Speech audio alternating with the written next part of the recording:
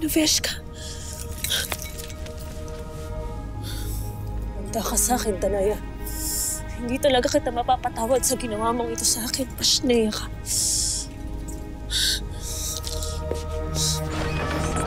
Hi, Ashley Food Delivery. If it's 30 minutes late, it's free.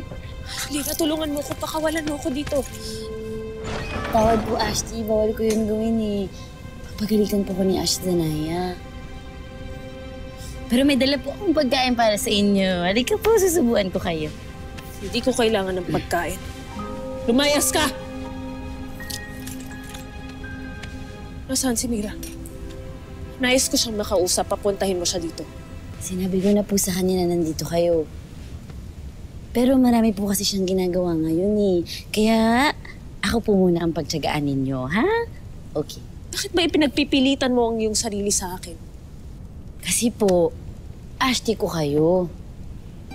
Na kahit mas magaspang pa sa gauge 80 na sandpaper yung ugali ninyo, kailangan mahalin ko kayo.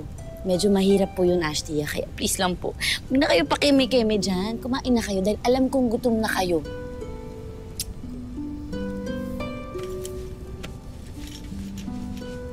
Sige. Iwan ko na lang po ito dito, ha. Kumain na lang po kayo pagtapos na kayo magdrama.